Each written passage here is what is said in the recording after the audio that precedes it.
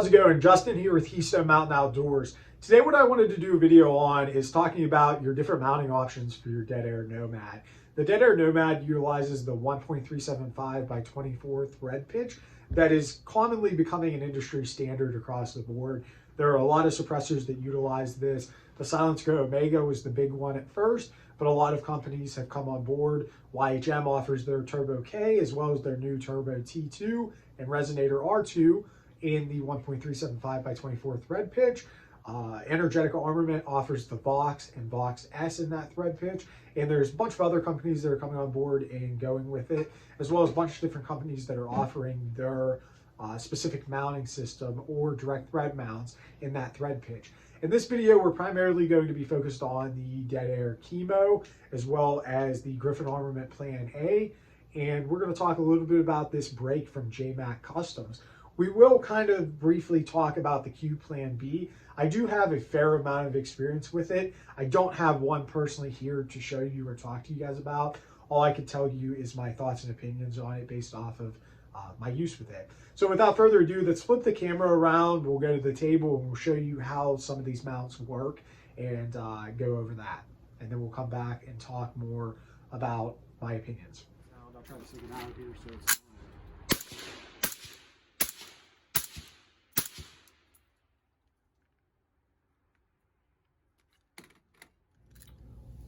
all right, guys, so everything I have on the table here is all the different stuff needed to utilize and show you guys the different mounts to an extent, not all of them. So on my PWS Mark 111 here, I have DeadAir's Key Micro brake, they call this. It's basically their single port brake. You can utilize it for the Wolfman suppressor if you get the Key Micro adapter. It's a pretty cool brake. The reason why I went with this one is to save overall length. The traditional DeadAir brake is a 3-port, and I didn't think I needed that extra length or weight. Really, you're not saving much weight. It's about half of an ounce, which is negligible as far as I'm concerned. But it is what it is. It saves you overall length, and I kind of like it, and I wanted to try it out. On my DeadAir Defense 10.3 inch standard blackout, I have a Griffin Armament titanium taper mount muzzle brake here.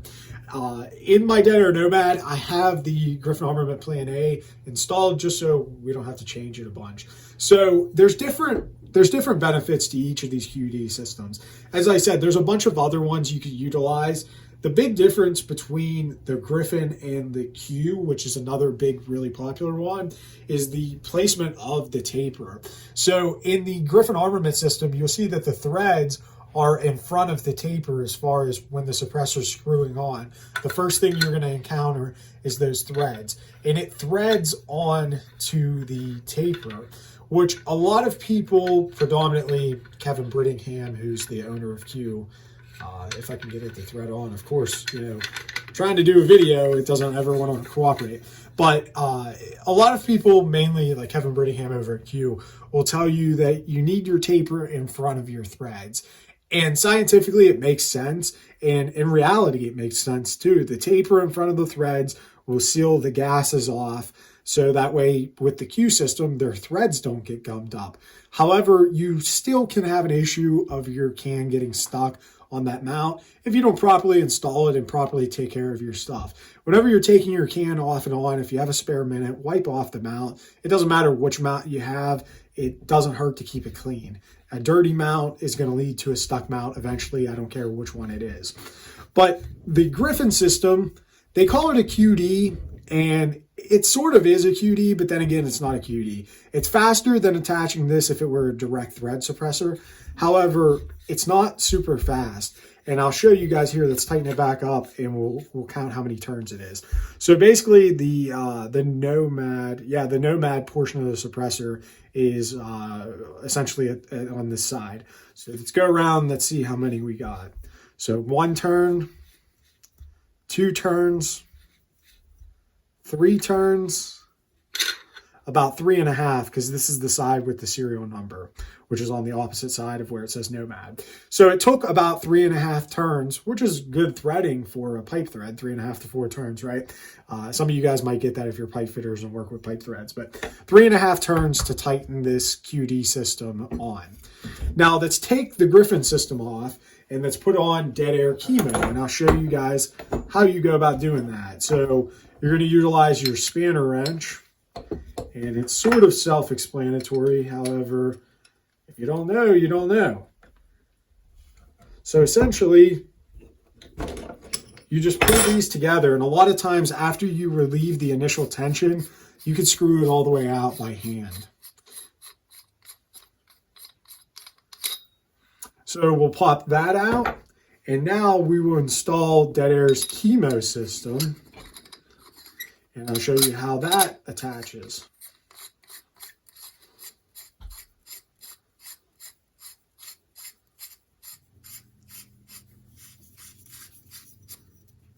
So snug it up by hand, and then put your, oh wait, we want it to go this way. You always want you're going to be tightening this way. So you want your hold back facing the opposite direction. So definitely make sure you do that. Otherwise your hold back isn't really doing you nothing. So we'll snug it up pretty good. And then now I'll show you how DeadAir's QD system works. So if you look at the way this this QD adapter is, you'll see that there's almost, it looks like a teardrop right there. I don't know if the camera's picking that up or not. Essentially, that teardrop goes on the top here, and it allows you to put the suppressor on. If you have the suppressor any other way on here, it's not going to allow it to go on. That's why it's called Keymo, key mount. So it keys onto there, and then it ratchets on. So if we look at where, my bolt carrier is coming out. If we look at where the suppressor is, we'll hold it up here at the top. So at the top, it has the DeadAir name and the serial number. So that's kind of use that as a reference. And let's see where it is. So here we have the Nomad logo. So it took about a half of a turn or so to get this suppressor off. So you can see there's a big difference in how long it takes to mount the suppressor. I would consider the DeadAir system a true QD. It's quick detach. I would call the Griffin system and the Q system, which is again very similar to it, as far as the actual operation, the tapers are different. But the Griffin system, I'll show you guys here without utilizing the suppressor. It's a lot slower.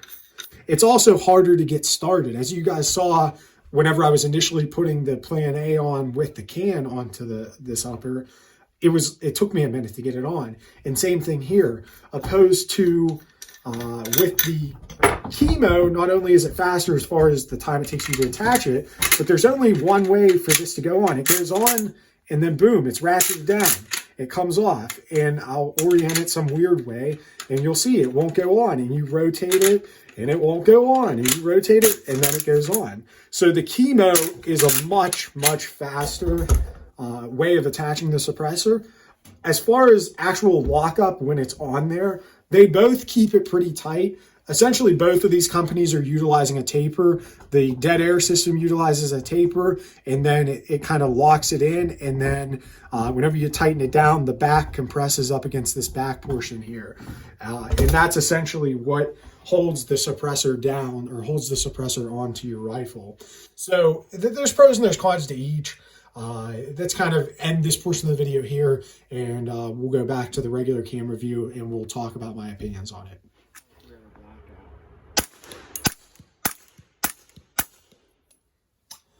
One thing I also wanted to show you guys is the direct thread mount. So I initially wasn't going to show you guys, but I figured it would only take a second. And I have a direct thread suppressor here, so I'm not going to bother changing out the mount. So I took off the Griffin Armament taper mount, and I have exposed 5/8 by 24 threads. What I'm going to do now is thread this can on. I'm going to show you how long it takes. So initially getting it started takes a second with a direct thread can. You have to get it lined up. These are relatively coarse threads, but once you get it lined up, so we get it lined up, and then you screw, and you screw, and you screw, and you screw, and then it's on there. So now let's kind of compare how many turns it takes to get this one off. This suppressor only has writing on one side of it, so we'll see. There's 1 turn, 2 turns, 3 turns, 4, 5, 6, 7, 8, 9, about 10 turns almost dead on. Now, this is a SIG suppressor with a direct thread mount, but that's pretty comparable to what I've seen from other direct thread mounts. Direct thread mounts, it's going to take you about 8 to 12 turns, depending on which one it is and depending on the threads of your rifle. About 8 to 12 turns, complete revolutions to get the direct thread suppressor attached. So just for comparison, even though the Griffin takes about 3.5, that's still a lot faster than a direct thread. So just some food for thought.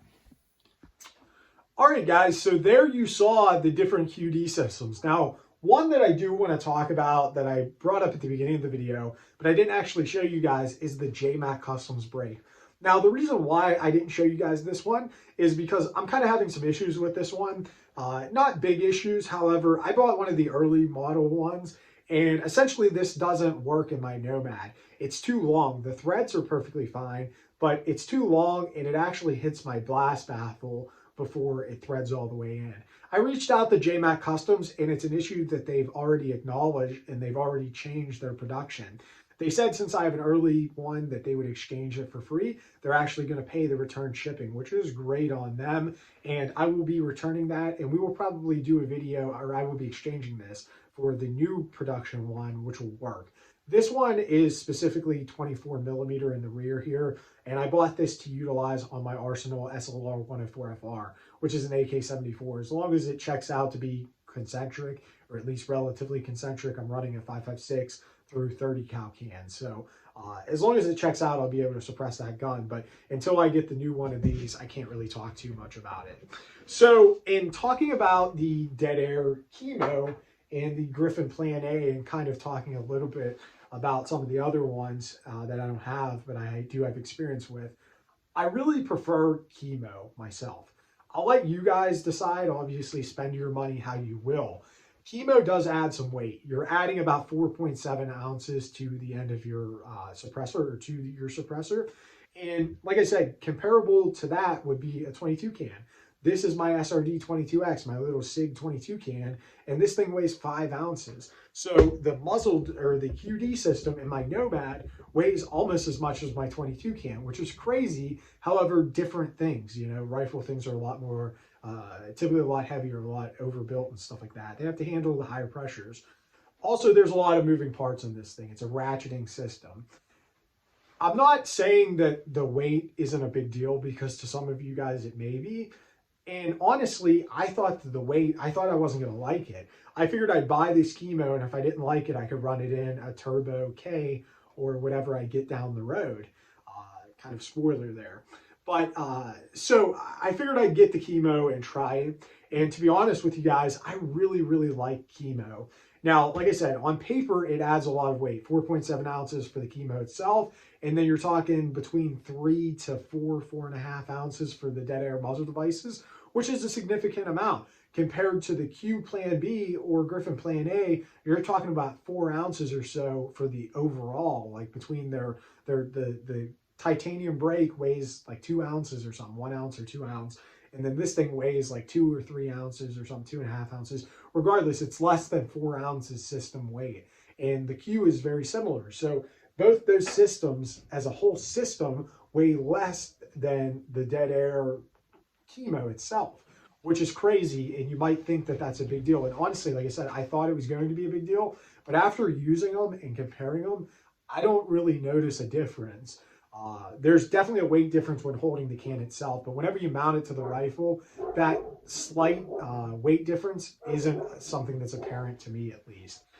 So me personally, I'm going to be running my DeadAir Nomad with Keymo. If I want to save weight, I'm just going to run it direct thread. I have no problem running direct thread. So that's just my opinion. The Griffin Plan A, I'm not sure if I'm going to use it a lot. I'm going to test it out so that way I can do a video and talk to you guys specifically about it. However, for the time being, I'm going to be running Keymo and direct thread and trying out the Griffin in certain instances. So, guys, thanks for watching the video. As always, remember to train hard, shoot fast, and most importantly, be safe. God bless.